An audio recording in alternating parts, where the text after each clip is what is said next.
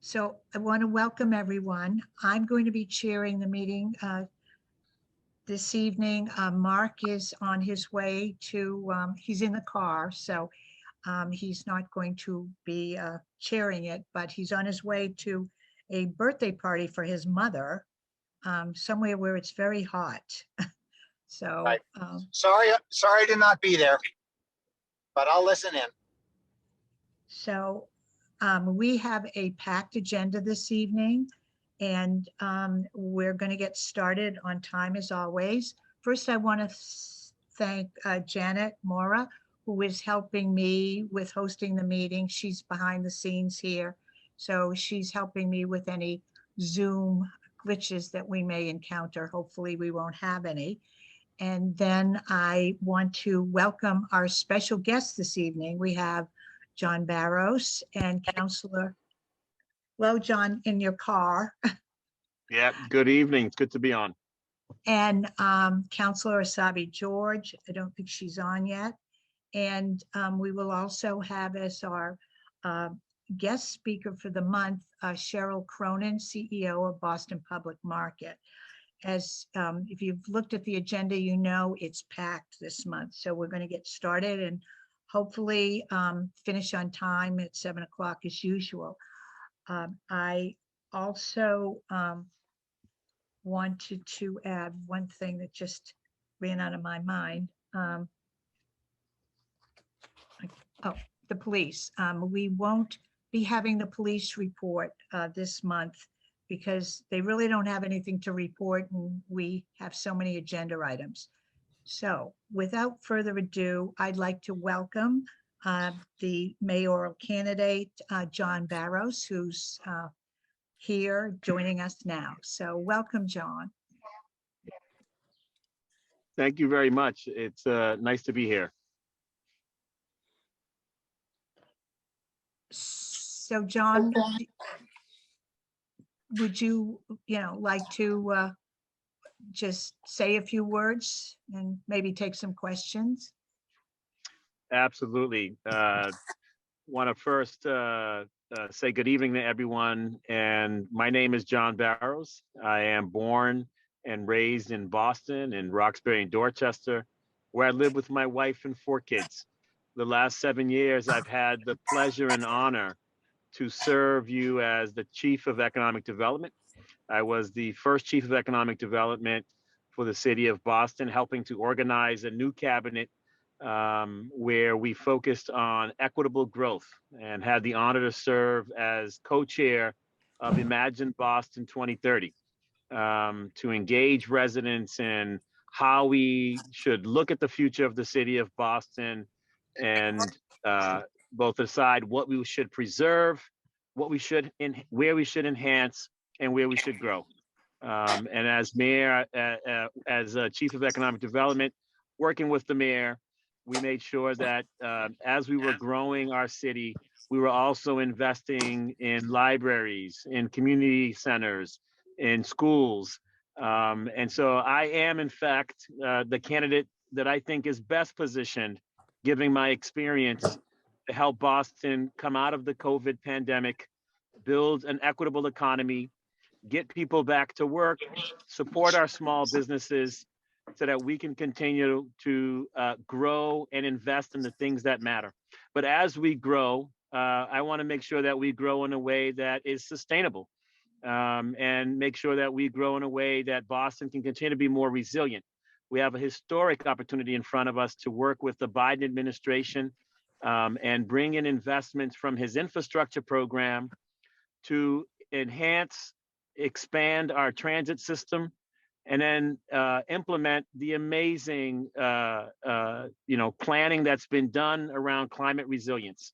And excited to work with you and others in our community to make sure that Boston, in fact, is a city that's smart in how we grow, sustainable, and has a bright future. Thank you. Thank you, John. Does anyone have any questions they'd like to ask? Suzanne, this is Mark. If I could just ask, John, you talk about using some infrastructure money to enhance our transportation infrastructure. Could you expand on that a little bit, please? Mark, thank you. I think, our transit lines, when we look at transit in Boston, there have been some lines that we have built around that need new stations. I think there are some places around the Red Line that we can use new train stations that would allow for more people to access existing lines better. And then there are some commuter rail lines, Mark, that I believe we should actually remove those train cars and electrify those lines and make it rapid transit. I particularly look at the Fairmont line, and I'm looking at the Needham line. We can make sure that we are not only expanding access to service, but in fact improving service. Once we electrify those lines, we can actually in fact create a new station in Widett Circle, where we can do both stormwater storage, but also create a train station where we can activate those lines by electrifying them, and then bring online track 61 for South Boston, and really creating a new transfer station there with a deck to create some opportunity for economic growth in a sustainable way. I think those are the kinds of things we should do. I think we should also use that money to build out the transportation in our harbor, to make sure, in fact, that we can connect different parts of the harbor and use the waterways in a way that gets people around the area. John, would you talk about your approach to the garage and the Hooks Lobster Company development? Thanks, Bob. I've said publicly, and what I would do as mayor, in fact, is, nobody really wants to see that garage there. But we do need the parking, and we need the ability to host some of the utilities for the towers. And so I believe we should take the parking garage and bring it underground, build a smaller facility over that site, but leave much of it open space. And then when we build, there should be some kind of architectural design that is complementary of the museum, the aquarium in front of us, complementary of the Greenway, and really makes a statement around sustainability and who we are. And then what we should do is transfer the development rights from that site to a more appropriate site, and build a building in a more appropriate site that allows us to create economic value. So in fact, we can make sure that the garage and the new wow statement on that site is something that can be paid for. I've done other deals like that as chief of economic development for the city. It's doable. Now you need to have lots of conversations still about what happens on that site. But that, Bob, is a framework for how we can maybe get to a solution that is win-win for everyone. Thank you. John, that's one of the best answers to that question I've heard in many years. Thank you. Thank you. And it's a very doable answer. And we can get into some details anytime about some of the other deals that I've put together for Boston. This developer could have had the Winthrop Square lot under different scenarios. Is that not correct? That is absolutely correct. And it was available to him. He just couldn't see it. And so, but as a city, we need to make sure that he understands there are other options. It's not just build or nothing. And we can get to it. We can get to the options that make sense. Could people mute? Excuse me, there are people who their phones ringing and there's a lot of activity. It would, folks please mute unless they want to ask a question. Thank you. And also, if you ask a question, could you just state your name? Thank you. Hi, this is Norman Meisner. I'm one of the trustees at Harbor Towers. John, I'd like to ask you a question about resiliency. Harbor Towers has a project underway to protect our own property, but that doesn't suffice for the area around our property and how it connects to the other buildings. The city in its Climate Ready Boston report starts dealing with our Wharf district area somewhere around 2030. And several of the property owners would like to kick this off earlier. So we've created in the Wharf District Council a Climate Ready Task Force that is raising money to do a study for how to protect the entire Wharf District from Christopher Columbus Park to Congress Street Bridge by connecting to all the properties in between. The state has put in an earmark in the upcoming budget to support us. This is going to be in the nature of a public-private partnership. Harbor Towers, Rose Wharf, the Harbor Garage have all committed to putting money into this. We would love to see the city under potentially your administration be a contributor to this public-private partnership as well. How would you feel about that, please? Norm, I appreciate the question. I think it's important that we move in this next chapter of Boston with everything we have to implement the amazing ideas and ways to make Boston more resilient. And so as mayor, well, before that, let me just say, as chief of economic development, I worked very closely with the environment team. I see here Chief Cook on the line. Sorry, Chris, I'm still calling you chief. I don't know if you're chief anymore. But we worked very closely with the environment team to create the Renew Boston Trust, which was a vehicle to help us finance retrofits in our buildings. And the city both put in some startup capital, but also tried to capture some of the savings from some of the retrofit that we would do by financing it up front and allowing us to pay ourselves back over time. There are some creative financing tools that we can do with a AAA bond rating as a city to help finance the retrofitting and the new improvements that we need to do as a city, as long as we can create some savings in those retrofits that we can codify now. So as mayor, I would like to work with you to make sure that we had a long-term view on what those kind of retrofits could mean and how we capture the savings today with some bonds that we could issue to make sure that we can make those retrofits today. I think there's a way to do it. We've done it on other projects. We've already, in fact, improved 14 buildings in the city of Boston using this kind of a format. And I think we can work with you and others to do it in the private sector in a private-public partnership. Thank you. Thank you. John Larrabee here. Question about policing.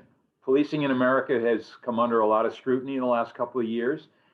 Policing in Boston has had a couple of bad incidents happen within the department. What's your vision for policing in Boston, and what are some of the first steps you would take? You know, John, I appreciate you asked for my vision. I'll start with the vision. The vision for policing in Boston should be one that is positive and forward thrusting. That in fact, we need to have the best police department in America. We have the first police department in America, and we should have the best. The best police department means that we have police that and policing that is transparent, that is accountable, and that is highly trained and ready to protect all of Boston's citizens.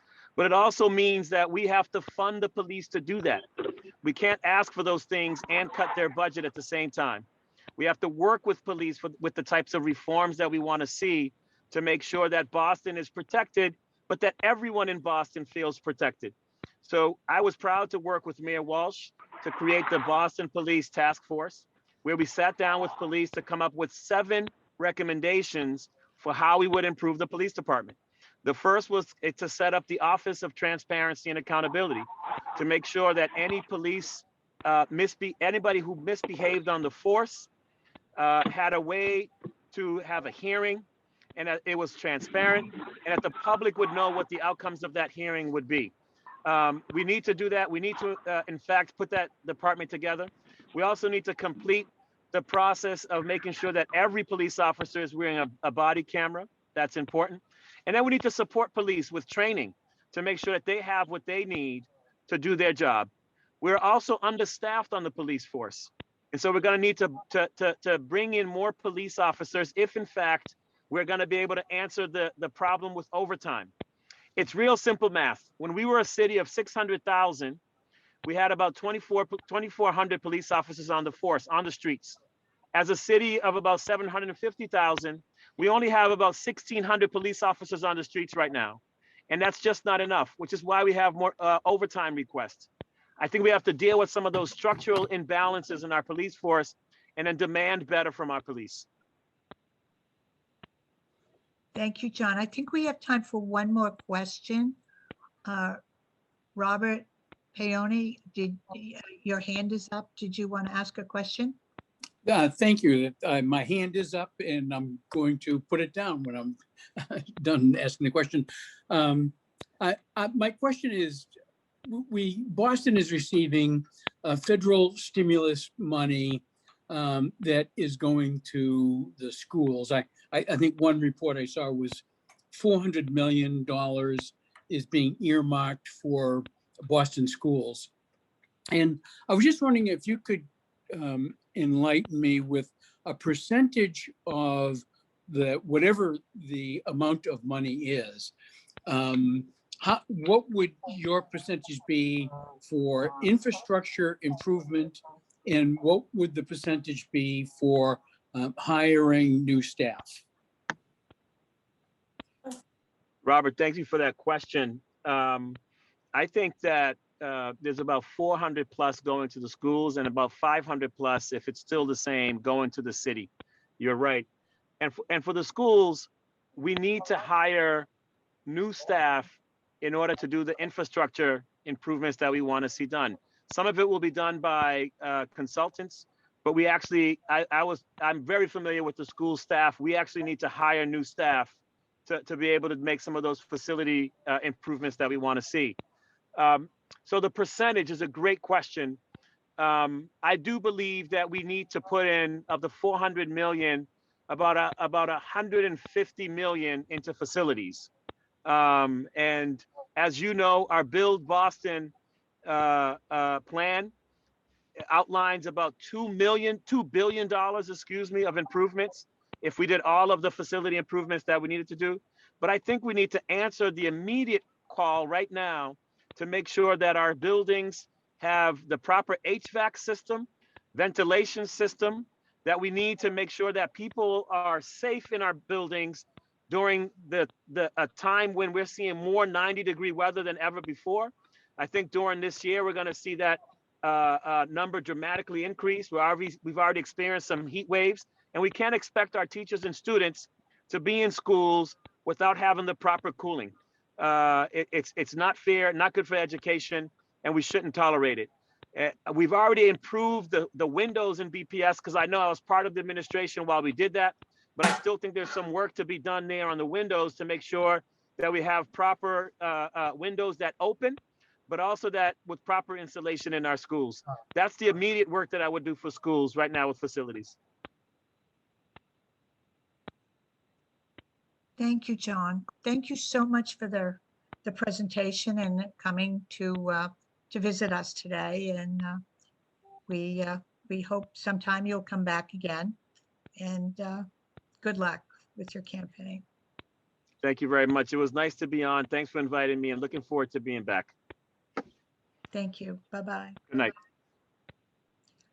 Our next speaker is Stephen Johnson, who's going to talk to us about an extension of the liquor license hours for the Boston Harbor Hotel.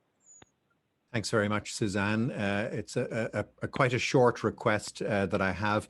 Currently, our liquor license here at the Boston Harbor Hotel allows us to operate from 11 a.m. in the morning until 2 a.m. the following morning, and thus it has been for a long, long time. We do find that primarily on weekends, we occasionally receive requests to serve mimosas or Bloody Marys, that kind of thing, at wedding brunches, particularly on Sunday mornings, or sometimes at Sunday brunch in our restaurants. And we're prevented from doing that, obviously, because we're not allowed to serve before 11 in the morning. So we plan to submit a request to the licensing board asking to change our license to allow service from 8 in the morning until 2 the following morning. And we would appreciate a letter of support from the council if you can do that. And I'm happy to answer any questions that anybody might have.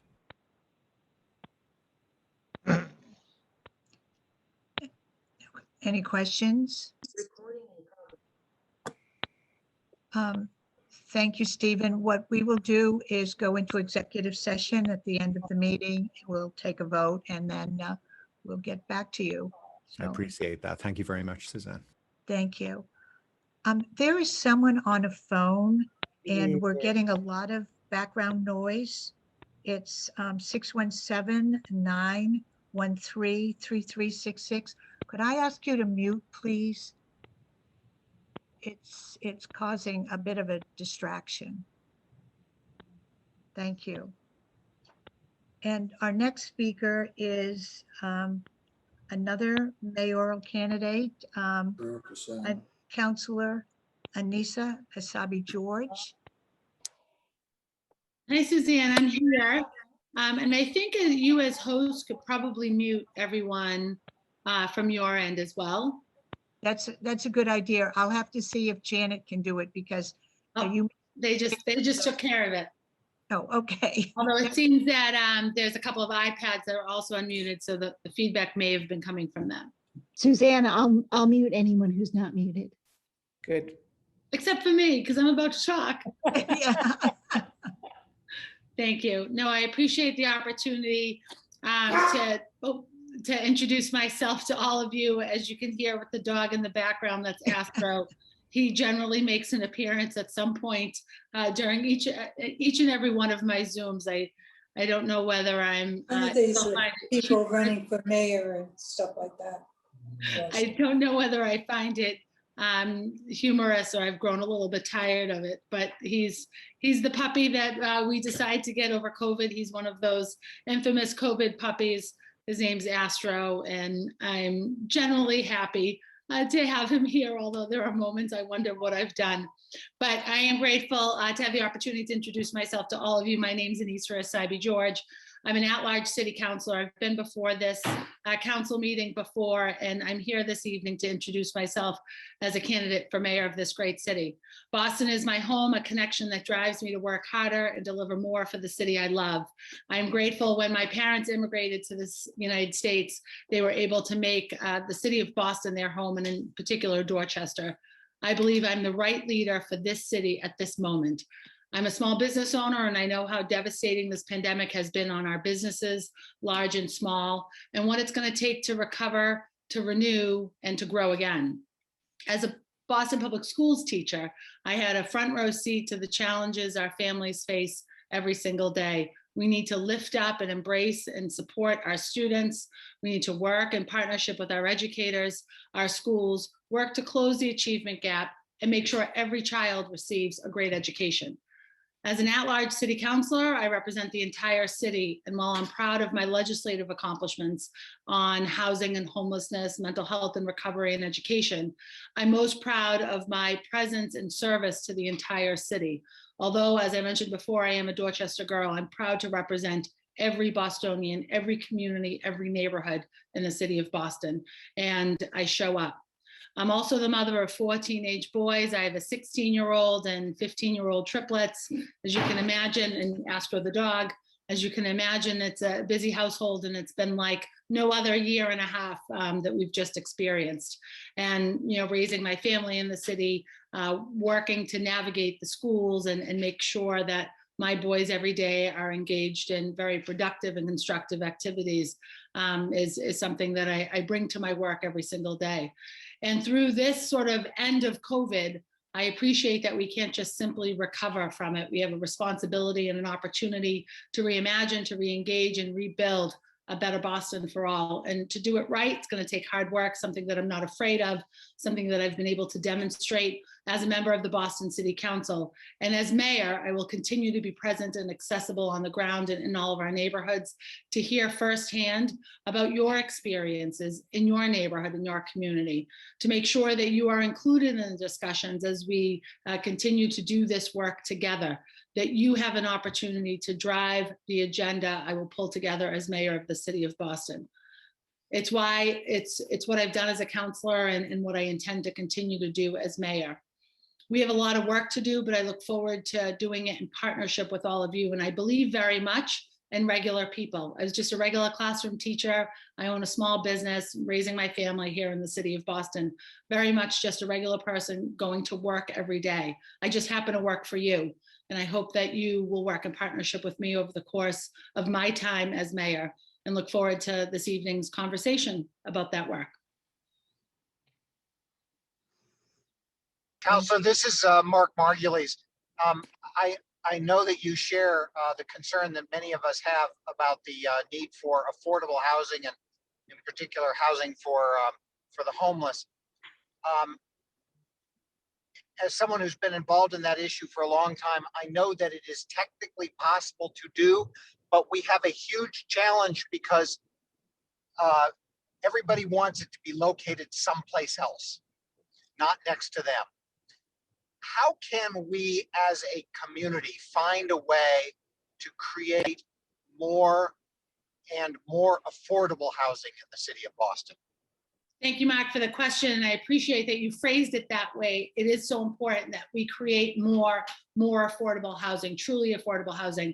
And I appreciate you acknowledging my commitment to ending homelessness here in the city of Boston. Although I've focused a great deal of my time on homelessness as it relates to individuals experiencing homelessness, also often experiencing it while also dealing with substance use disorder and mental health illness. I also have a particular interest in ending family homelessness here in the city of Boston. As I mentioned, I'm a classroom teacher. I spent 13 years at East Boston High School, and too many of my students were experiencing homelessness. That's when, in the classroom, I realized we had a significant problem on our hands.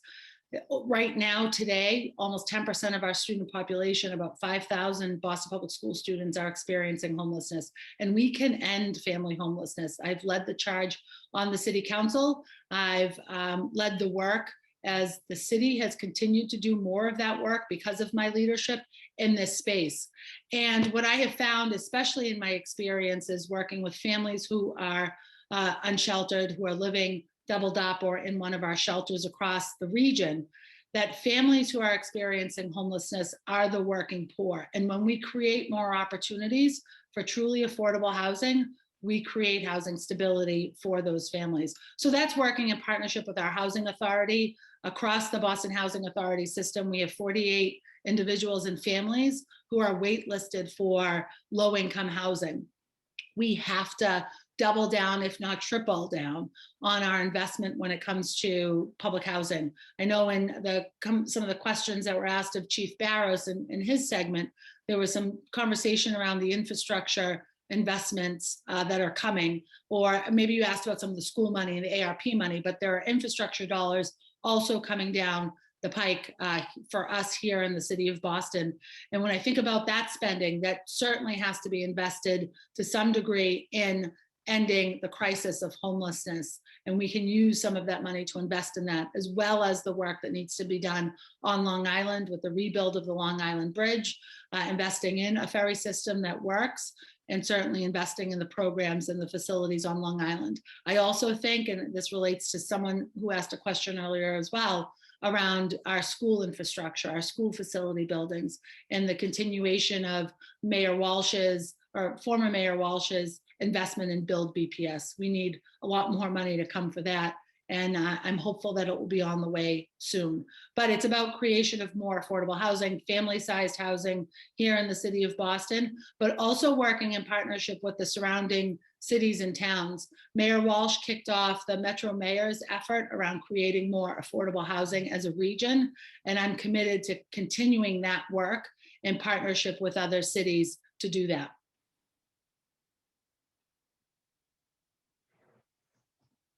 I hope that answers your question. That was great. Thank you very much. Anyone else have a question? I have one. As you know, this community is on the harbor, and there's so much going on and so much activity, but there doesn't seem to be many commuter boats. Now, I realize it has to do with COVID and the lack of people coming into the offices, But is there any way that we can come up with an effective ferry system that gets more cars off of the streets that are coming into this area, and the people, particularly from the South Shore, coming into the city via the water versus the roads?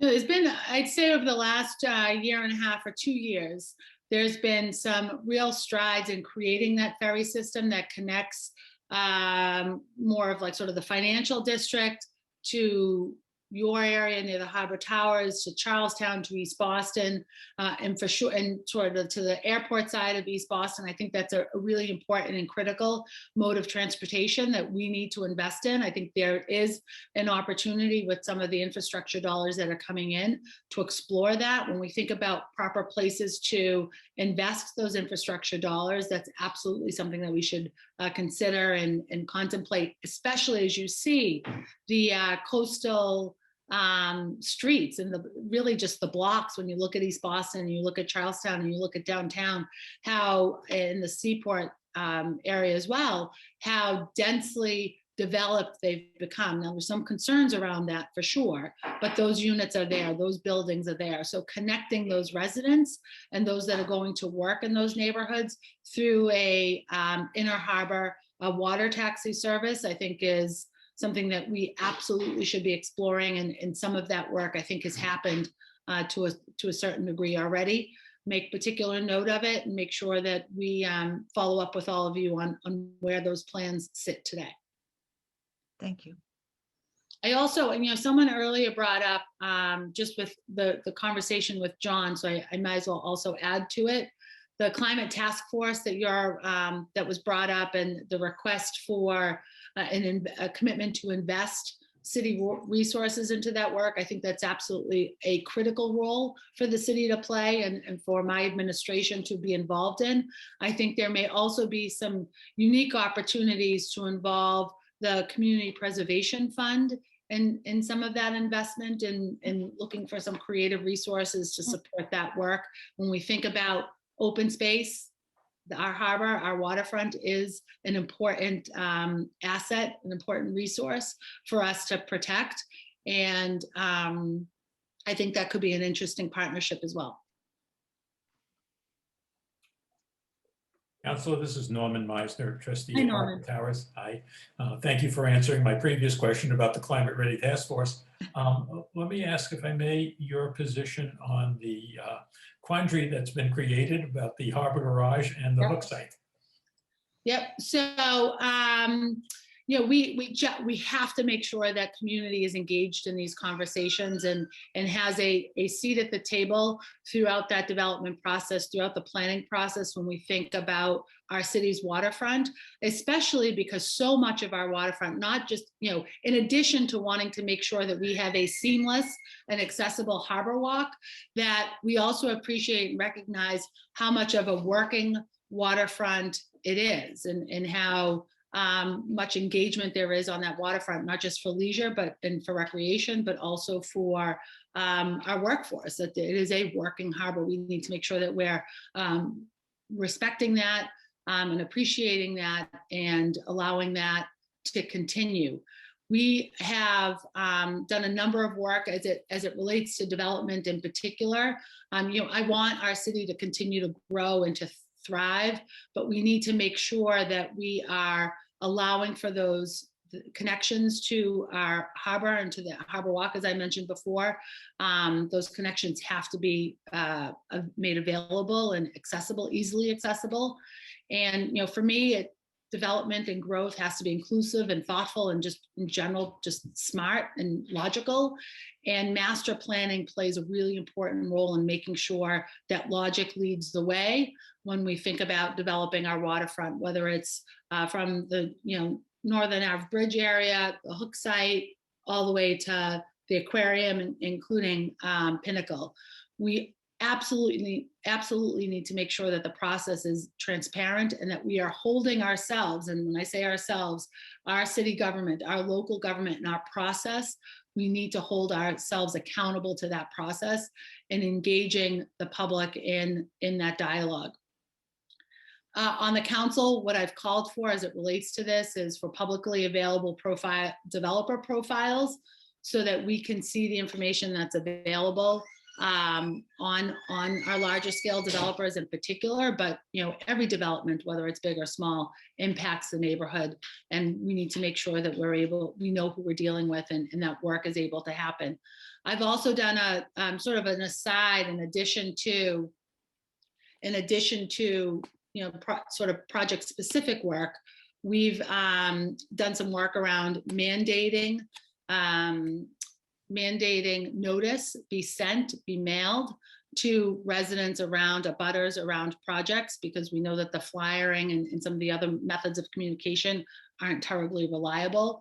I've also held a hearing to look at existing residential diversity when it comes to building here in the city of Boston. We need to know what our current stock is, what's in the pipeline, and what our residents really need. When we think about a changing demographic here in the city of Boston, we think about family size, and we think about the age of the family.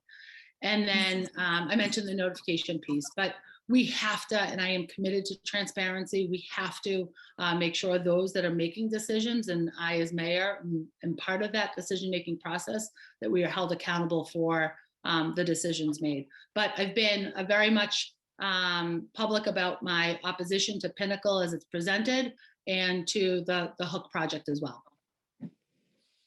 Thank you. We have 2 hands raised, so I think we've got time to answer both. I lost. Well, yeah, now I've we've got a 3. little extra time, so I came on a little bit early. Oh, you're right. Well, Bob's hand was on first. So Bob, do you want to ask a question? Bob Payon? Yes, thank you, Suzanne. Councilor, I asked the question about the $400 million that are in federal stimulus money that is slated for for Boston schools. And as a teacher, I'd love to get your perspective on the percentage of that money that should go to the infrastructure versus the percentage that would go to new hires. Thank you. No, Robert, that's a great question. And we've got a couple of buckets money coming in. I've talked about that other infrastructure money that's coming down the pike, hopefully in fall, either the congressional package or the Biden package.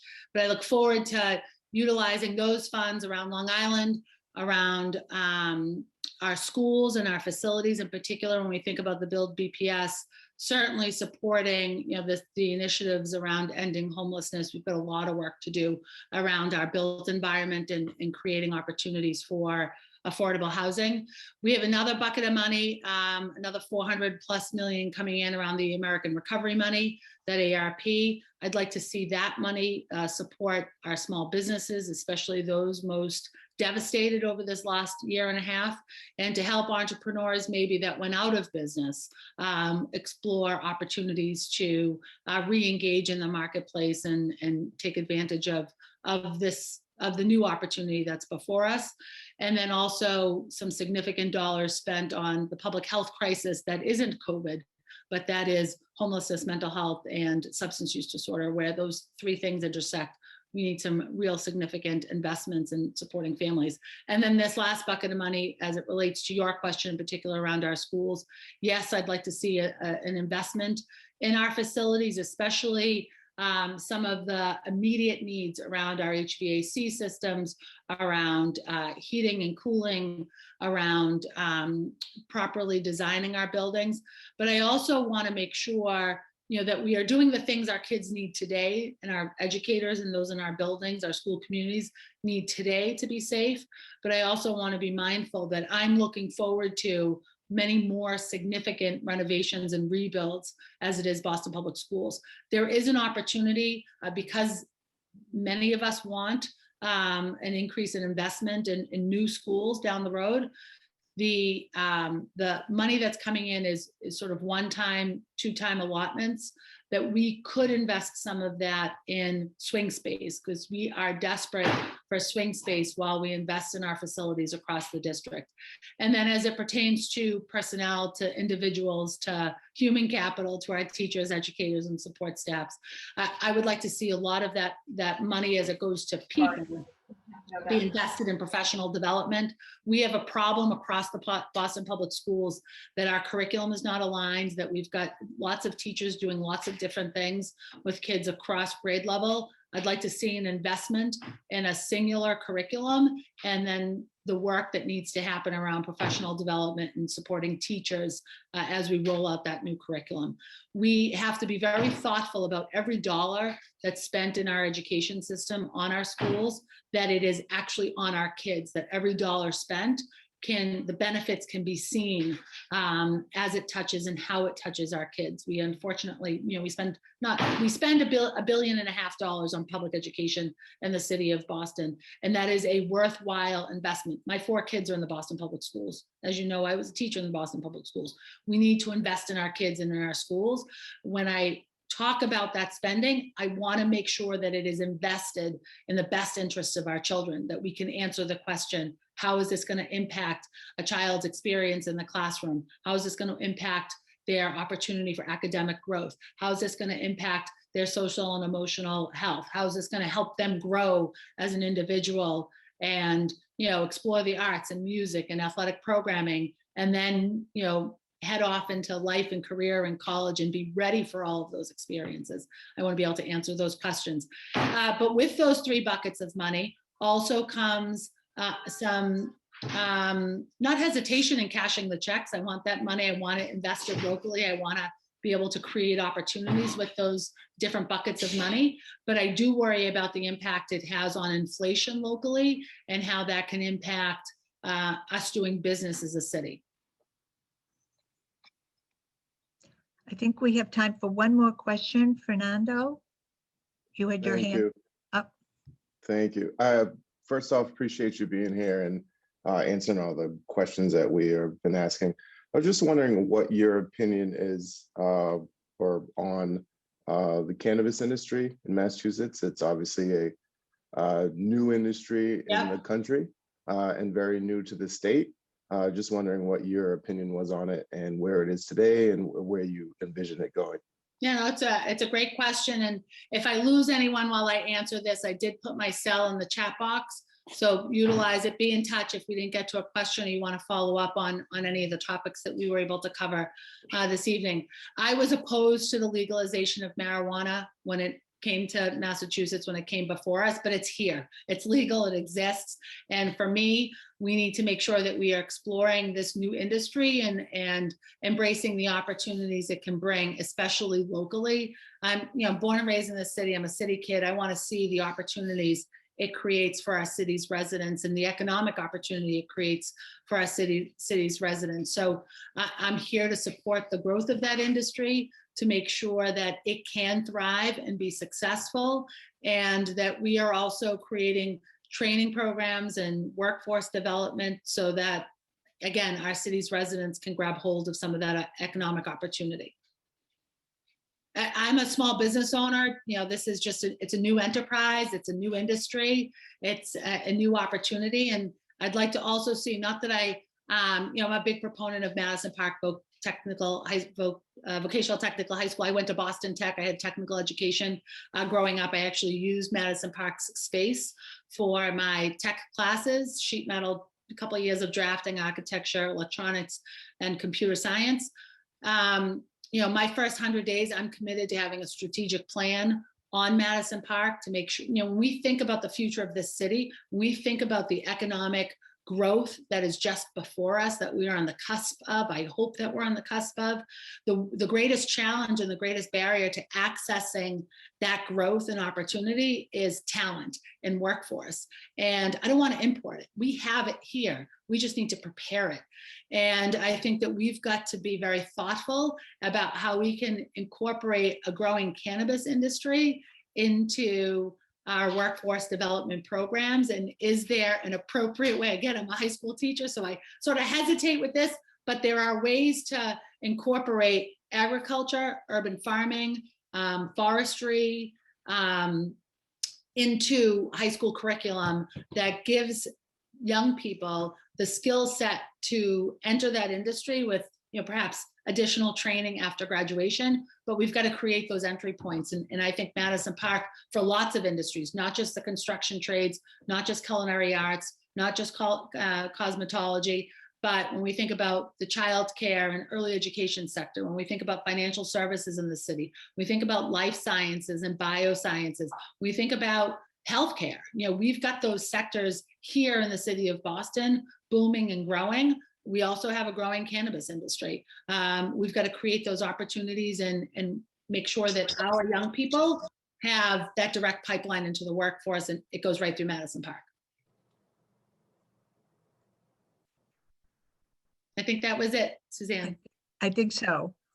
Thank you I very much. appreciate your time and everyone's attention. This is a meeting that, I pop in on occasion in my capacity as a city councilor. I know my staff on occasion pops in as well.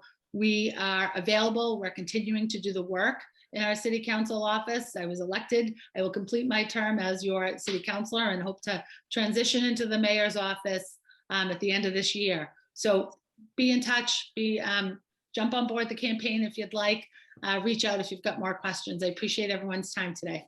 Well, thank you. You're always welcome here. So our next guest is Cheryl Cronin on Boston Public Market. Because there are different pages here, I don't see her, but that doesn't mean. This is Carrie DeWitt from the Boston Oh, Public hi, Market Carrie. Association. How are you? I'm good, thank you. Welcome. Thank you for having me. I'm thrilled to be here. I wasn't sure if it was going to be Cheryl or you or whatever, so I didn't hear. I'm filling in for Cheryl's very big shoes this evening, so thank you so much for having us, and I will make it quick. I know you guys have gone through a lot of really wonderful presentations, and thank you so much for giving me the opportunity to hear from our mayoral candidates. That was really wonderful, so I appreciate that as well. I just wanted to reintroduce everyone to the Boston Public Market. I know many of you on this call are familiar with the Boston Public Market, but for those of you who aren't, just want to remind you that we are a year-round indoor public market located at 100 Hanover Street in downtown Boston, just above the Haymarket Tea Station. We are currently open 5 days a week, and one of the things I'm very excited to announce on this call today is that we are now open Sundays again. And we will be continuing to be open on Sundays through at least Labor Day weekend, and we hope that that continues long after that. So we're open 10 to 6 on Sundays right now, so you can go visit all of your favorite vendors there. We currently support 29 permanent vendors in the market, and we have everything from produce to fresh fish to meats and cheeses to artisan products like boards, bowls, and some really beautiful rock bowls and coasters and lots of really wonderful artisan products, as well as our food. We also have great prepared food vendors, so you can come down to the market for breakfast, lunch, dinner, coffee, or tea. We have everything under one roof. In addition to the 29 vendors that we support year-round, we support about 70 additional small businesses through our pop-up vendor program. And those vendors come in, for a week at a time, a month at a time, sometimes really just a weekend. And we do have some pop-ups coming in for Father's Day this weekend, so we hope you'll come check them out. I also wanted to let everyone know that as we get into the summer, our farmers markets are now open, and we are running one farmers market outside of the market. It's at Dewey Square on the Greenway.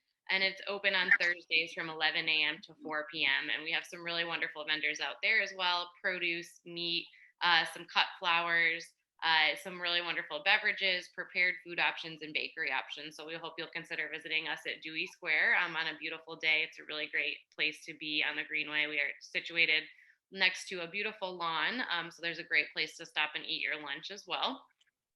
Additionally, I wanted to let everyone know we have reintroduced our loyalty card program. And so that's really to encourage people like you who come and shop at the market frequently to come make more frequent purchases and to get rewarded for their loyalty to the market. And so if you make 10 purchases at the Boston Public Market, you will be rewarded with some free Boston Public Market merchandise. So I encourage everyone next time you're in the market to stop by one of our vendor stalls or stop by the information desk to pick up your loyalty card so you can make sure that you're rewarded. And I also just wanted to let everyone know that the best way to keep up with all these happenings and to know what's happening at the market is to sign up for our newsletter. You can do that right on our website. So if you scroll down to the bottom of our webpage, you'll see newsletter signups and you can put your email in there. If you're active on social media, following us on Instagram, Facebook, or Twitter is also a really wonderful way to know what's going on at the market. And we do keep a list of all of our pop-up vendors on there, as well as all of the fresh ingredients that are coming into the market. Spring and summer are a really exciting time at the market where new things come in almost every day. So right now we have peas, sugar snap peas. We have strawberries, which are looking really beautiful. And we also have asparagus, which are some of my favorite things that come in every year and really signal the beginning of summer. And so if you follow us on any of those platforms, you'll see when those products are available and freshest at the market as well. So I encourage you to do that.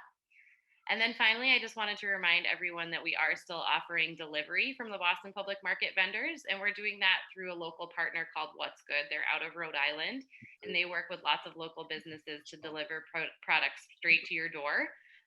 You can go on our website to learn more about that as well, but they're currently running a promotion where you can get up to $75 off your first order. So I encourage you strongly, if you're somebody who loves strawberries and fresh produce and fresh fish, to get online to What's Good and make sure that you check out their current promotion and get a great deal on your market goods. And you can do that every day. They deliver from Tuesdays through Saturdays currently. And you just have to place your order by 1 p.m. the day before, and then they will deliver it fresh to you the next day. And I just wanted to wrap up there and say thank you so much for your continued support and for giving us a platform to continue to talk about the market. We're really excited to see Boston reopening. We're very excited to see the increase in foot traffic downtown, and we hope that you'll consider coming to visit us. I'd be happy to take any questions about the market as well, and I will put my email address in the chat box right now in case anyone has any questions, events they're wondering about, vendors they'd like to see in the market. I'd love to hear that feedback. How often does your newsletter come out? It's a good question. About every 2 weeks. Sometimes in the really busy season, we'll do one weekly, but really about every 2 weeks. So we won't spam your inbox with it.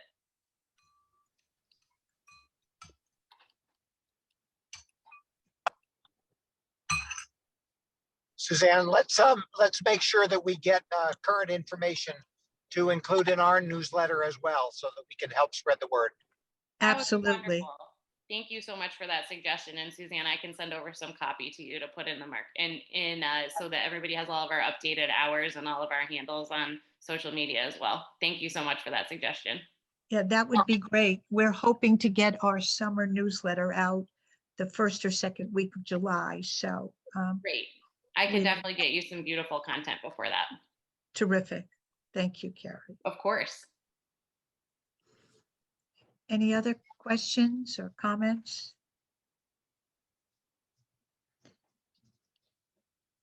Well, I want to thank you for coming to our meeting, and hope you'll join us again very soon. We love having you here, and we look forward to the day that we can actually get together in person. So we look forward to that as well. Thank you so much for having us, and thank you so much for your continued support of the market. It really means so much to us. Thank you, Carrie. Mm-hmm. And our next speaker is, again, we've got someone that we're getting noise from. Janet, is it possible to mute everybody? I don't know who that person is. It's just a name, Dawn.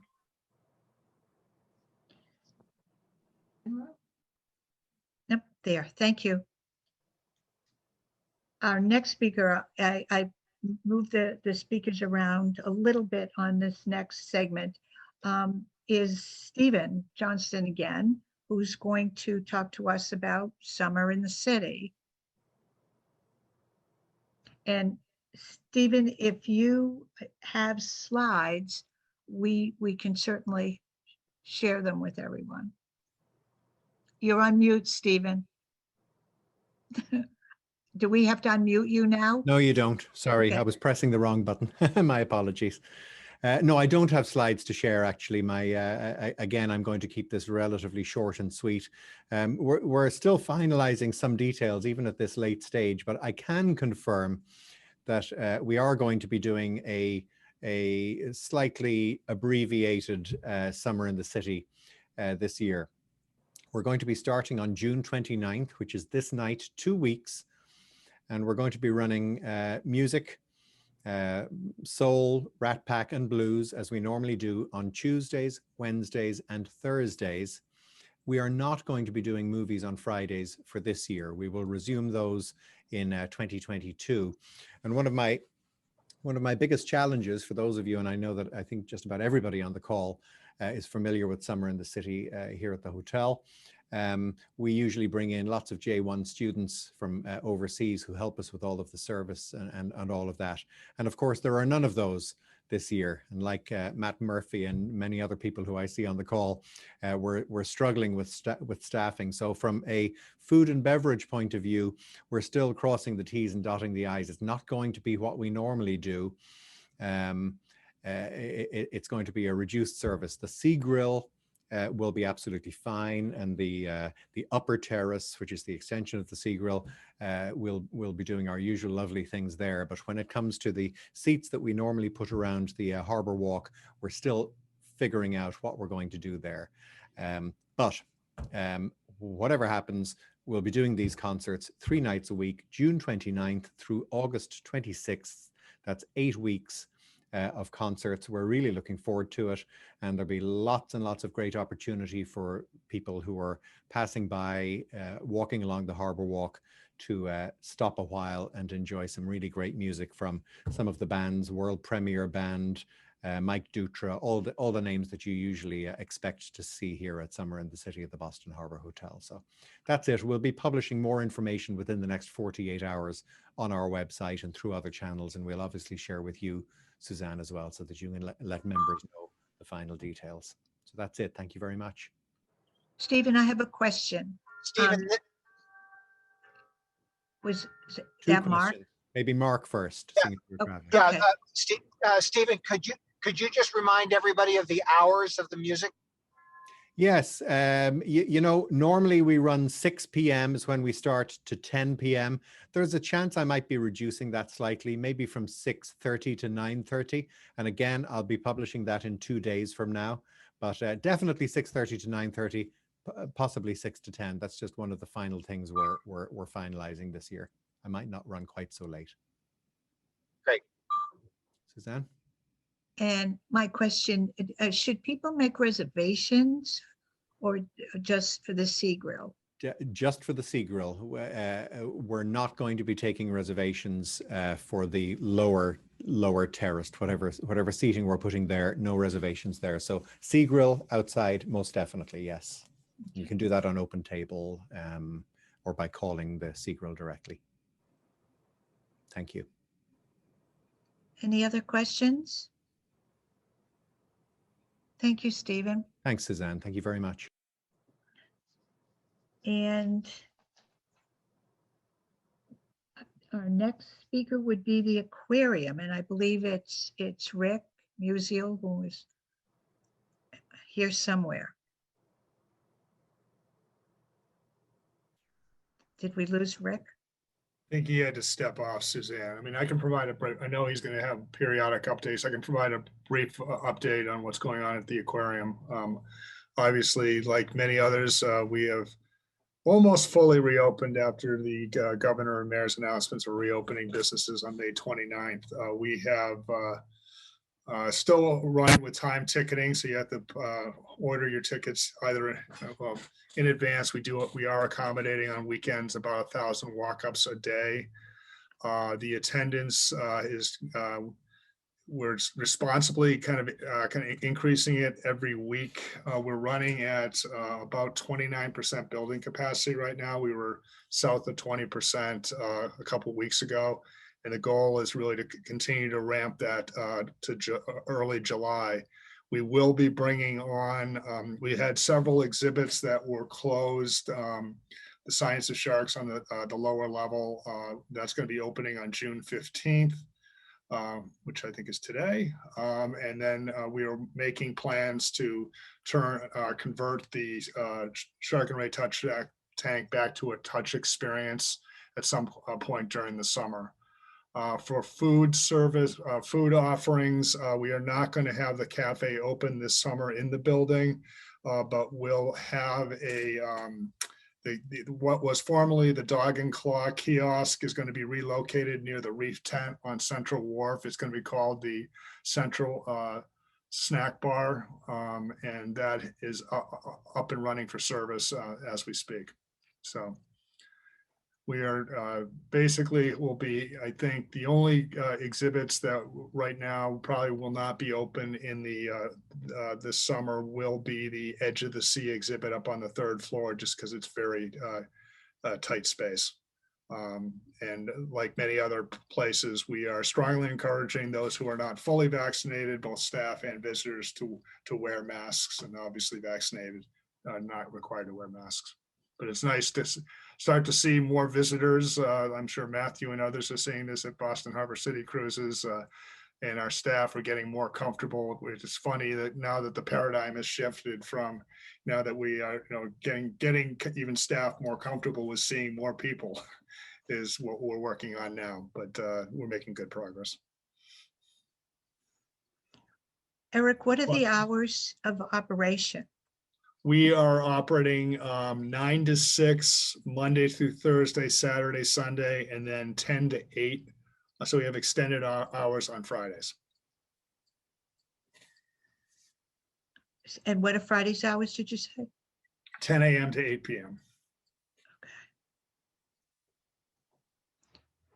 Does anyone else have any questions? Thank you, Eric. You're welcome. And Matthew Murphy is going to talk to us about Boston Harbor City Cruises, right, Matthew? Got it right. So we just have an extra C added to BHC. It's BHCC these days. Yes, we're delighted to see so many folks coming out and wanting to get out on the water.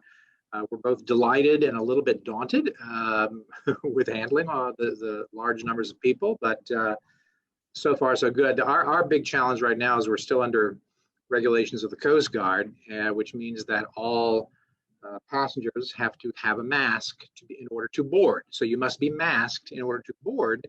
Once on board our vessels, if you are outside and vaccinated, you may take down your mask. So we gave out this past Saturday, I gave out hundreds of masks to folks that were getting on board our vessels. So that's a bit of a challenge. We're expecting the Coast Guard to catch up pretty soon and make some adjustments to their regs.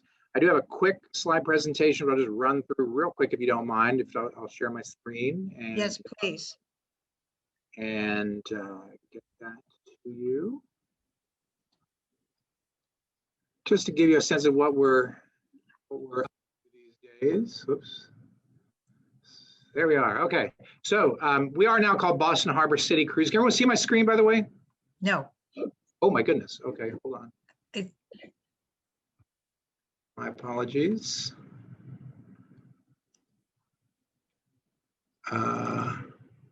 There we go. All right. Can everyone see that? Yes. So we are Boston Harbor City Cruises, and we're part of a national company called City Experiences. City Experiences is just a different name for the national company Hornblower. So we've been through a big rebranding over the last several months, and but we are still the same BHC that you know, just with an extra C on the name, Boston Harbor City Cruises. We have a great partnership, of course, with New England Aquarium.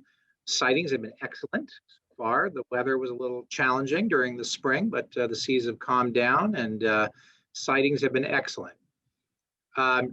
One interesting thing now is that Boston Harbor City Cruises encompasses not just what was BHC, but also our sister operations, the Odyssey from Rose Wharf and the Spirit of Boston at Seaport World Trade Center. So dining cruises are now we're all sort of part of the same family and company. We are expecting, I don't know if you all have gotten word on this, about 3rd of July fireworks on Saturday the 3rd are expected to take place. So just wanted to make sure everyone's aware of that. We'll be having some special fireworks viewing cruises that night. We operate our 90-minute trip to Provincetown that leads from right down the end of Long Wharf every day. We have 2 different sightseeing cruises currently. Our 90-minute sightseeing cruise leaves daily throughout the day. And then our sunset cruise right now is running Fridays and Saturdays, but next week we'll start Thursday through Sunday evenings throughout the summer. The sunset cruise sells out days in advance, very popular. Cudzilla, our famous and popular splash boat ride, is not yet available. As Stephen mentioned, we are having just finding enough captains and crew to staff up every single vessel has been a challenge. We're hoping to open that up first week of July. And then, of course, we really appreciate our partnership with Boston Harbor Now, along with DCR, National Park Service, and the City of Boston. Spectacle Island is open right now, Friday through Sunday, and on June 25th, both islands will be open. We're very excited about Georgia's reopening this year, and we'll also be going to 7 days per week ferry service to the islands starting on that date. Salem Ferry, nice ride up to Salem, and we also have commuter rates available for folks that live on the North Shore on weekdays. And then finally, I'm glad that Annissa Essaibi-George mentioned water transportation, of which the BHCC water taxis are only one part. There are many more needs, of course, but our water taxis are still running currently Thursday through Saturday from 8 to 10 and Sundays 8 to 8. So right now our water taxis are operating 4 days a week. We do have an app you can download and just request a water taxi through our app if you like. We hope to expand into weekdays, Monday, Tuesday, Wednesday as well, but for right now, 4 days a week. And then finally, I just want to make a pitch for the Landing, our outdoor bar restaurant, and the restriction on pets not being allowed is still in place, as far as I know. That's made some of our customers a little sad, but that's the way that is for now. The only thing I did not include with this presentation is a mention of the MBTA ferries. And we're very pleased that the MBTA ferries to the South Shore and to Charlestown service has been restored on those vessels. And we're seeing a notable increase in ridership, certainly not at 2019 levels, but we are seeing an increase in ridership, and it's good to see folks coming back to work and taking the ferries to downtown Boston. So that was a quick run through, and I will unshare if I'm able to do so, or you can stop me from sharing. There we go.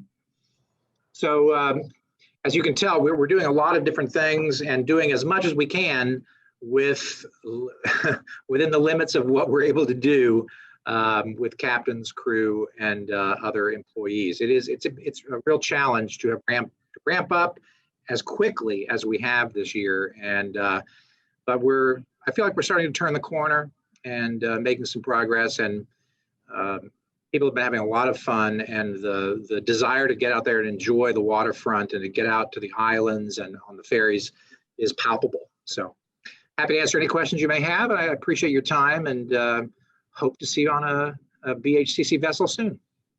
Matthew, there's a question in the chat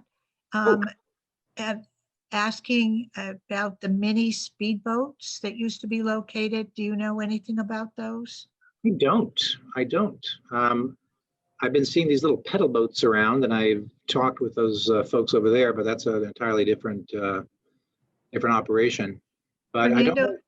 Do you want to, since it's your question, do you want to ask? Yeah, so it was right of the aquarium. It's probably been like 7 years, but 7 years ago. But my wife and I did a tour there, where there was a mini speedboat company that was right there, and it did like an amazing little tour through the harbor. And I was looking it up beginning of the summer and noticed that their website's down. So I didn't know if that was something you guys were part of, or if they were completely separate, or if there was any plans to maybe bring that back, just because it was a great attraction to coming down there and kind of seeing what the harbor has to offer in a different way.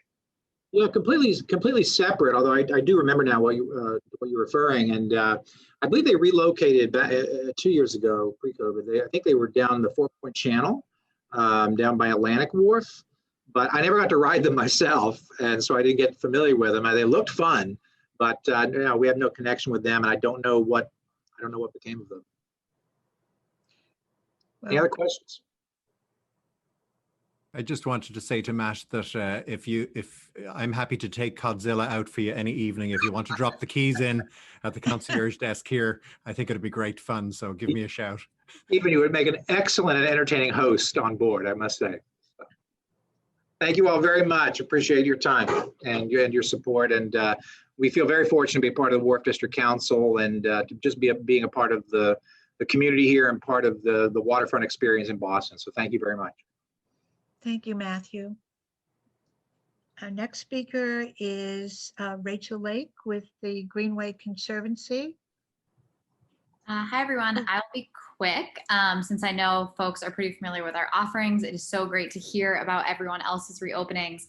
I will echo Carrie on our farmers market to kick us off. So, you know, after the May 29th reopening, a lot of our programming has kind of shifted back to more what you'd expect from a 2019 season. So we have expanded the City Winery on the Greenway and Trillium Garden on the Greenway both have some more hours. I can put those in the chat. Our farmers market is on Thursdays with the Boston Public Market, which Carrie discussed. Our carousel spinning 7 days a week. Our fitness classes are back out in the park in full force. You know, we are back in talks with some of our festival partners that previously were on hold due to COVID.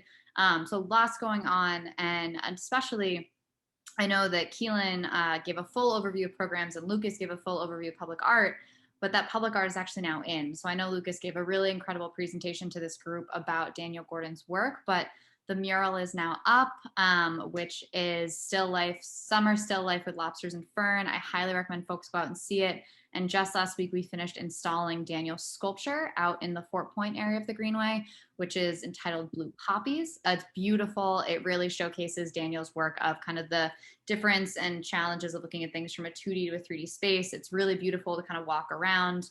And then we do have a collection of his still life photographs as well, both in the Wharf district and then also up in the North End. All of our fountains are back up and running. So summer's back on the Greenway. It's been great to see more folks walking around.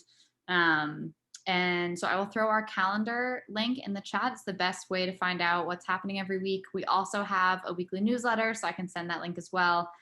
We are every week, typically, not every other week, but it's good content, so worth it. And I'm happy to take any questions.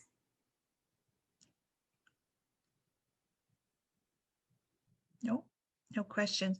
I just wanted to add the Fort Point area you're referring to are the Fort Point parks, which are actually located in the Wharf district opposite the Intercontinental. So if anybody got confused that if they want to see the sculpture, you just go, it's there, it's where the other sculpture was, which I can't remember the name of the big orange sculpture. Yep, so it was Wind Sculpture, SG5 by Yinko Shoneberry. So that piece is now down. So that's down, in this very attractive vase of flowers is up, 3-dimensional vase. So I urge people to take a wonderful walk on the Greenway and visit the sculpture and then the mural at DeWitt. Thank you, Rachel. And we have a new member of the Wharf District community, and Sherri Snow. Rob, I don't know if you want to introduce her or if she's Sure. Well, actually, unfortunately, Sherri could not make it this evening.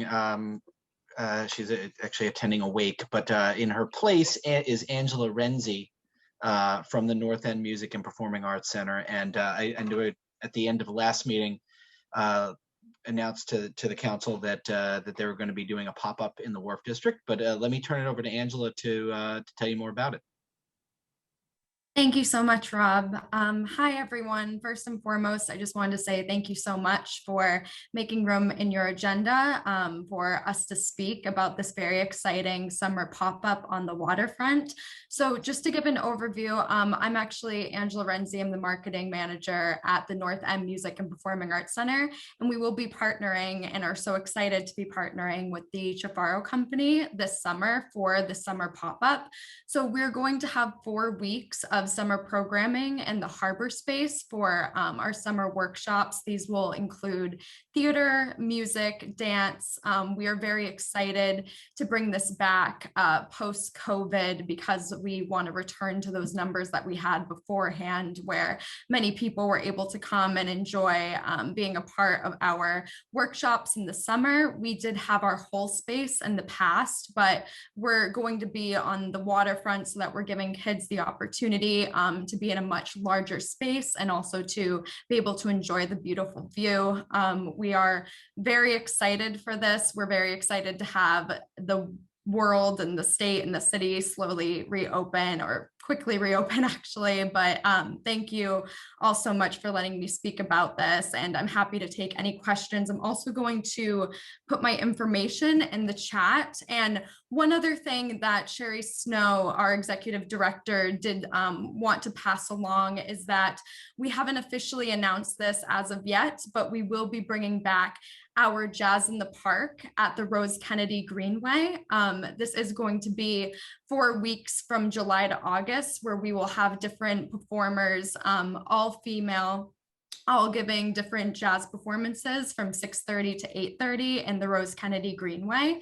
And we also have a Grammy nominee that will be performing as one of our artists. So we are looking for sponsors at the moment, and it is a free event. So I just wanted to pass that along. But once again, I'll put my information in the chat, and we're so excited to be partnering with the Chaparro Company. Any questions? Thank you, Angela.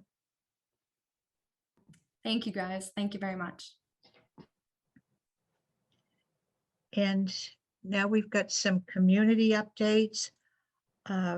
One is the State Street project. I know Ashley is or was on the Zoom. I don't know if, oh, there she is. You're not on the agenda, so you know, if you feel comfortable saying a few words, we'd love to hear from you. Sure. So first off, thanks for, making time for me. And it's been a pretty interesting meeting so far. There's a lot of changes on the horizon, a lot of optimism, things opening, new mayoral candidates. Definitely an exciting time. With regards to the State Street project, we are, in contrast to all the change that we're discussing, we're in a situation where we're sort of monitoring the changes, monitoring the traffic coming back. We do expect for the month of June to have the parking updated on that mid-block section, which is adjacent to Owls. And then let's see, what's the other? So we're also continuing with data collection. We have, we're going to do vehicle volume counts, as well as some travel time studies. We also have the survey still up on the website, where you can give us feedback on the pilot and how it's working. I'll put a link in the chat on that. And and before the end of the month, we're going to be looking into changing the direction of Central Street. We expect to have a sort of open air meeting, and I'll have flyers out for that. That'll be within the next week and a half. Ashley, can I just add, and I know he's on the call, John Romano sent me the flyer this afternoon. So I will definitely share it. I mean, please send it out, but I'll definitely share it with this group. I'll send it out tomorrow, but go ahead. You can, if you want to say a few words about it or the date or whatever. Yeah, definitely. Please do distribute that via email. I'm expecting to sort of print it out and, have some flyers hanging around the neighborhood for folks that maybe are abutters or travelers.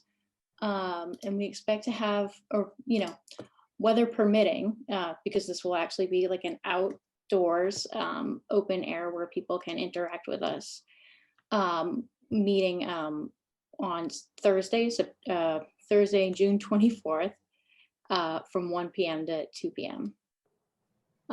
So we'll just be out there with a sandwich board, no, official time or discussion if you want to drop in and give your thoughts on the possible change for Central Street. We expect to have someone from the Boston Transportation Department there as well as myself. And according to the flyer, the location will be, is it Jenny Plaza, which is Central Street at India Street where they meet? Yes. Yeah. It's actually like a perfect little spot for it.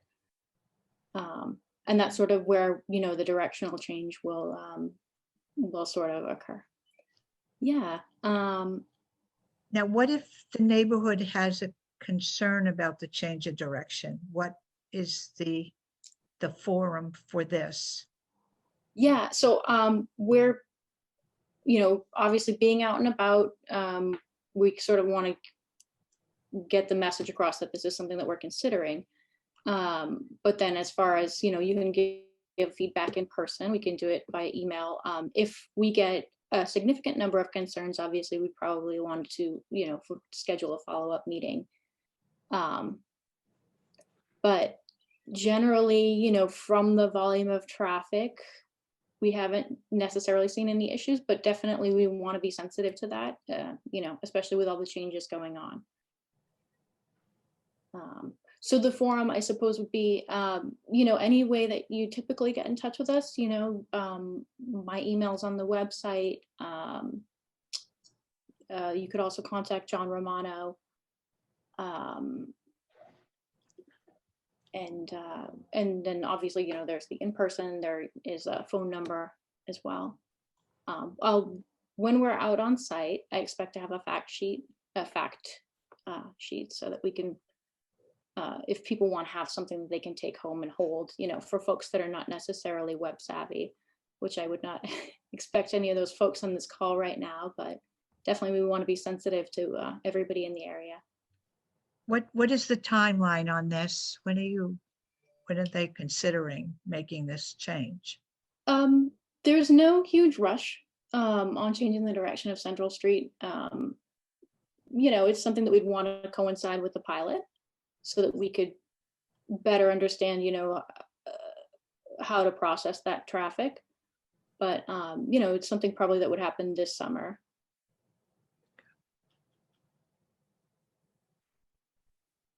Does anyone have any questions? No. Just briefly state the rationale for changing the direction on Central Street. Yeah. So one of the particularly heavy moves on State Street is there's a left turn from State onto Broad, and a lot of traffic, being processed going in that direction. We want to provide an alternative way to access that portion of the city. Particularly, there's a garage that's like a point of interest. So I think we could pull a lot of traffic away from that move. That's a sort of heavy pedestrianized area, folks crossing Broad. So that's the reasoning behind it. Can I ask a question? Sure.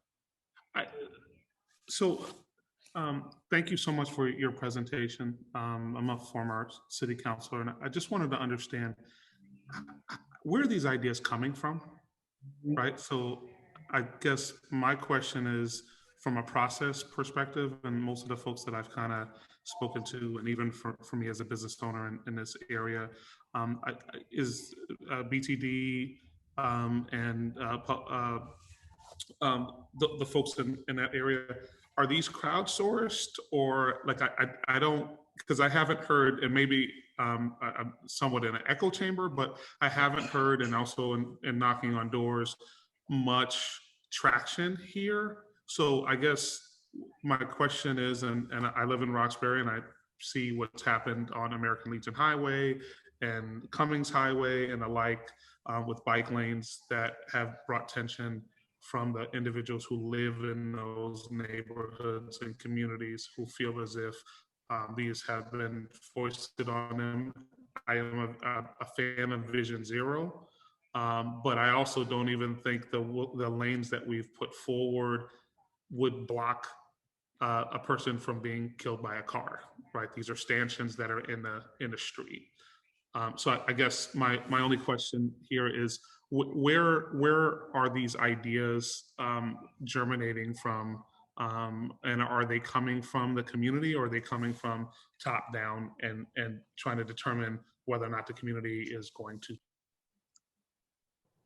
So I guess the question is sort of, is this grassroots, or is this sort of part of the mayor's overarching transportation plan? And with regards to State Street, it's a little bit of both. The street itself, you know, the pavement marking situation previous to the pilot was not great as far as lane distinctions, creating a confusing situation for motorists. The sidewalk condition is also really, really rough. We actually made the local news with that one. So we definitely want to do something about State Street. It's in poor condition in a number of different ways, and we wanted to address that. But with any project that we do in the city, you know, to address the problems that exist, we have to check with the overarching transportation plan, which includes, you know, city goals for mode split, equity, and things like that. So it's a little bit of both. And I would just say, you know, as someone who's opening a business down here, you know, a lot of these businesses got really beat up during the time of COVID. And then in addition, you know, thinking about, and I actually got a call from the hotel across the street, the harbor side, because they were actually going to put bike lanes on both sides of the street. And so I just think looking before we leap and really socializing and getting understanding of what the people who are doing business and who live in this area and frequent this area, what they need, want, and deserve, because I think this is a really critical component. And for some businesses, this will literally be a make or break when it comes to whether or not people are going to be successful. Okay. Yeah, I'm not sure about bike lanes on both sides. A year and a half of difficulty. Oh, sorry. The city has never proposed bike lanes on both sides, and in fact, bike lanes on the opposite side. Yeah, no. So because of the number of conflicting moves that would happen. So I don't know if that's some sort of something else that's coming from like a activist group or something, but that's definitely not the city's proposal. I think I can speak to that. I think Mark Hagopian was confused about what was happening, and he made an assumption that a secondary bike lane was going in. That's probably where Tito is getting the information, because he called me and I explained to him that was not the case. It was something different. Thank you, thank you, Suzanne. But I would just note, I think the most important piece is to make sure that we are connecting with the people who are closest to these problems. The folks who live in these neighborhoods, I think know best, and I think we should just really be guided by that. And that's my last statement. Yeah, definitely. I hope some of my answers were helpful, but yeah, the community process is important, an important part of this. And then also sort of like the timing component, you know, like the world is changing a lot right now. So it's really difficult to do a project where you've got a long-term vision. And then also you know, there's, you know, State Street itself is changing. You're opening a new business. We don't want to be friendly to the businesses that are just opening, that are just coming into the area. And make sure that the city has a strong partnership with folks that, you know, are you know, keeping the city moving. Tito, I will add that the Wharf District Council is working with Ashley and the project, State Street Project Group on this situation. So we would love to fill you in on what's going on, but Ashley and the folks over at her department have been very active in working with us on this. So, and actually, I actually have a question for Tito. So, and one other thing that I kind of forgot to plug, we're, you know, as we move forward with the project, or as we move forward, you know, no matter what shape the project takes, we're going to want to look at the sidewalks, which means we're going to want to look at folks' abutters areaways. I'm guessing that the building, I forget the number exactly, but it was the old Kamakura building. And that's where your business is going. And anyone else in this call who's a State Street abutter and who believes that they have a basement that extends underneath the sidewalk, if you guys do have that, I know recently, because you just purchased or you just moved in, you have extensive building plans.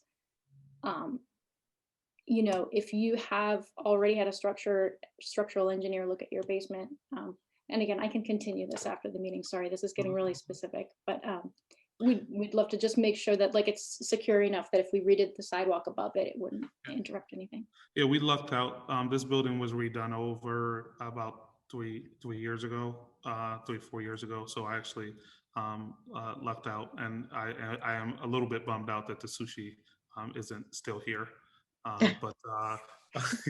But we have alternative plans. But I will definitely spread that around to the folks that I speak to over here. And thank you again. Thank you so much for your work. I know how difficult this is. And then, Madam Chair, thank you for your work and advocacy on this issue. Thank you for your pursuing this as well. It's important to this community. So, any other questions, comments? We're actually running a little bit ahead of schedule. I don't know.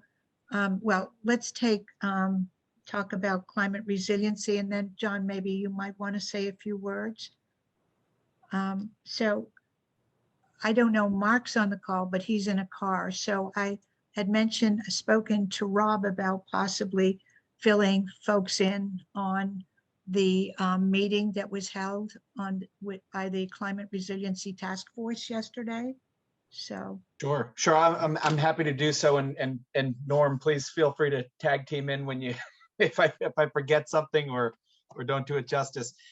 So just to remind everyone that, that the objective, the central sort of charter of the Climate Resiliency Task Force is to come up with a conceptual district-wide protection and resiliency plan, and not just focusing on the individual property owners along the water, or even the property owners on the water generally, but focused on protecting all of the, frankly, billions of dollars of infrastructure and property that are at risk from flooding in our neighborhood. So the goals of the plan are to go from what we have with Climate Ready Boston, which is very high level, and to bridge the gap between that and execution, actually realizing these improvements. So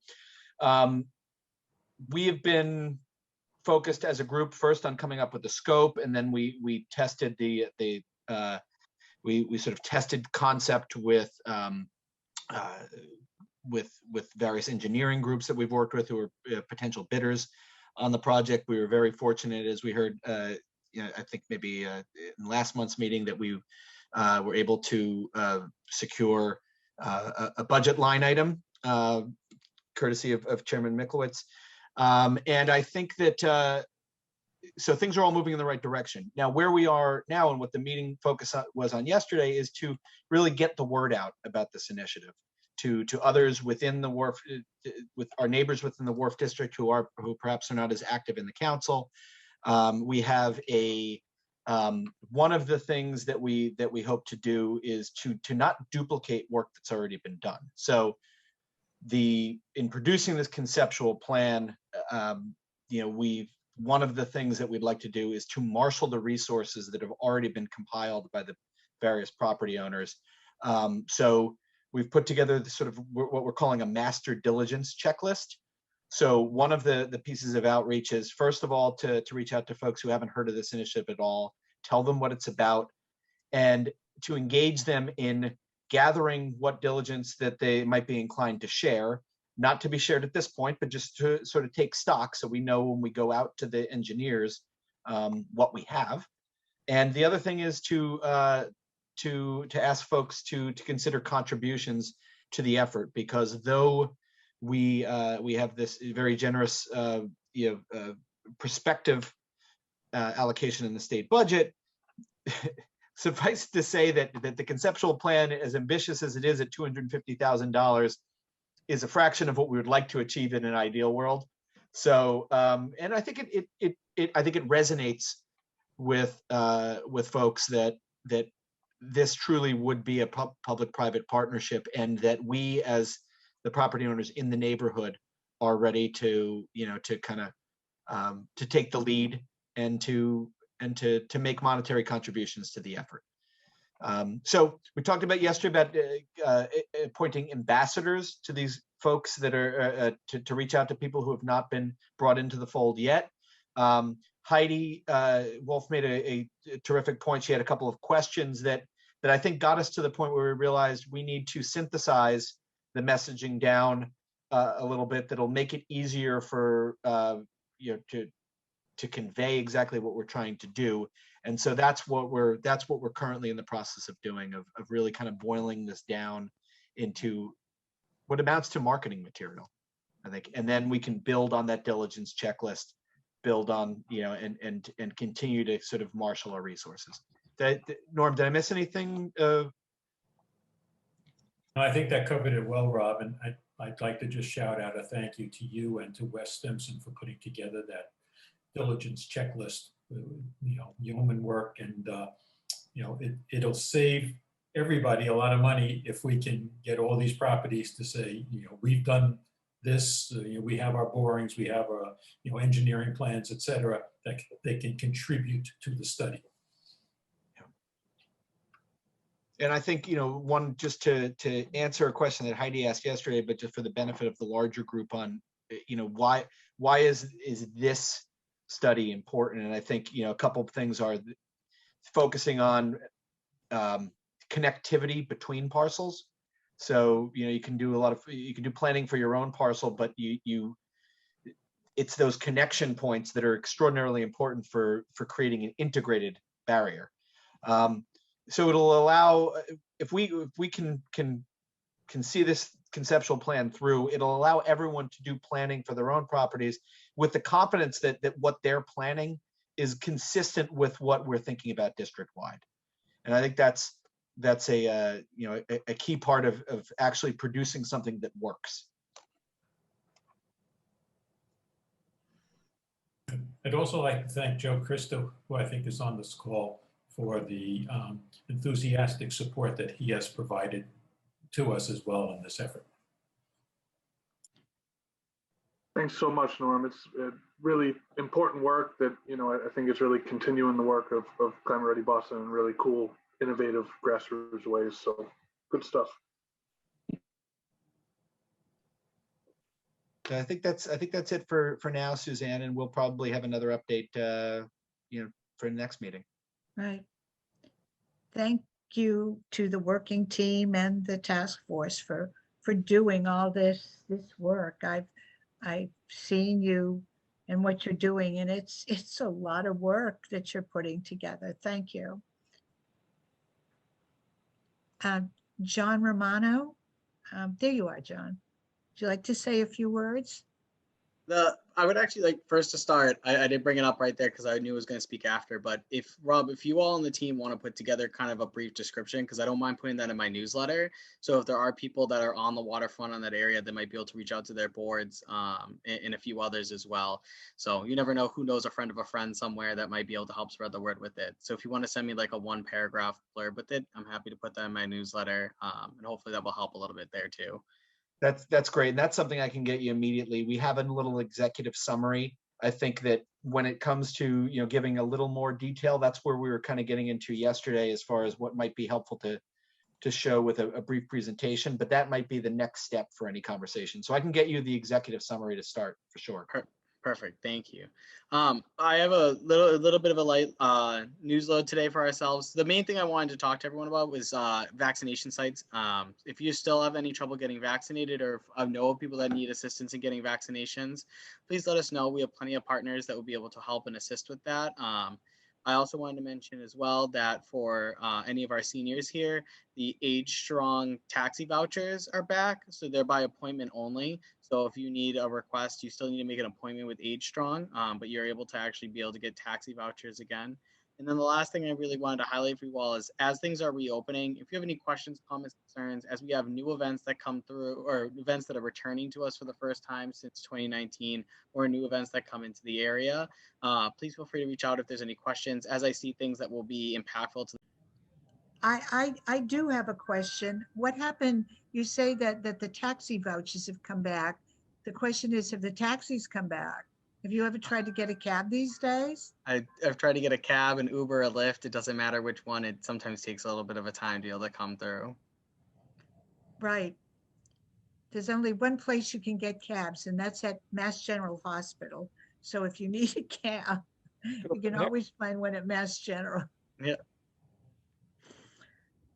Well, actually, we timed that pretty well because we're actually at the end of the meeting, except for some executive session questions, or votes, I should say. But we don't have a quorum for that. I was going to ask people if anybody had any questions or had any comments. Well, if it's the executive session, I'll say good night to you all then. I hope you all have a good night. Thank you. Thank you, John. Thank you, Joe. I don't think we have a quorum. I don't know. Tom, if we don't have a quorum, what do we do? I don't know. I was chairing a meeting last night where we were at the beginning counting until we could reach a quorum, and we held it through the time we needed it with our votes, but we didn't have any technical problems. Well, we've got one. I don't know. I mean, I suppose I could get if there's any opposition, and then query other members after this. That might be the best way to do it. I mean, they're two very simple questions. It's not Robert's rules though, right? What do you think, Sheila? I think you're, I mean, what, the mimosas and what's the other issue? Does everybody approve to vote in Kelly Roach Oh yeah, I forgot about that. as the secretary clerk? Yes, to her, yes to mimosas. All right, so I've got yes and yes. Tom? Yes and yes. Okay, Neil?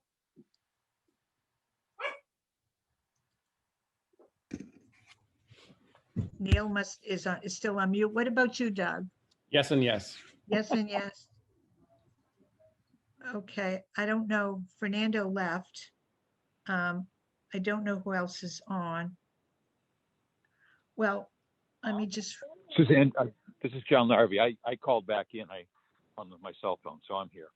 Oh, good. John, we don't have a quorum, but what I'm doing is I'm asking the folks that are here to vote. We've got on the two, because we finished, we were supposed to go into executive session to approve the, as Sheila says, the mimosas or the extended hours for the Boston Harbor Hotel, but you already voted on that. Right. I sent you that chat message Right. that I'm in favor of that.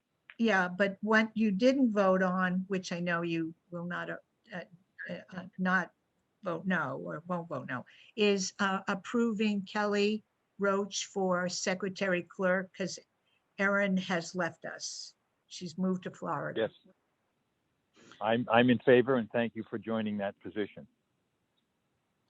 So I don't think she's on here, unfortunately. Oh, I'm sorry. Okay. But that's, it doesn't, neither one seem rather, controversial. So I'm just gonna, if you all agree, I'll just canvass the. We agree. We'll back you. Okay, I won't go to jail or anything because of this. No. You're the one attorney on the call. Tell us. It's fine. She won't go to I'm jail. not an attorney, but other boards that I've been part of, if you've had a quorum at some point in the meeting and no one asks the question later, we just go ahead. Good idea. Okay, Good. we did. Sounds good. All right, this is wonderful. Well, it's not quite the way I imagined I would be ending this meeting, but thank you. Thank you for participating and Very and good meeting. Thank you. Very good. thank you. Excellent. Good night. Bye, and thank you, Okay, Janet, good night. so much for being my Bye-bye. wingman. Oh, there you You're are, Neil. welcome. Neil, did you want to vote? I'm happy to, is this the Rose Wharf? The Harbor Hotel? Yes, yes. I am in favor. Or as Sheila said, mimosas. Yeah, I'm in favor of mimosas. Okay, and also to make Kelly Roach our secretary / clerk. Fine with me. Perfect, wonderful. Thank you all for hanging in to the bitter end. Thank you. Bye. Take care. Enjoy, bye-bye.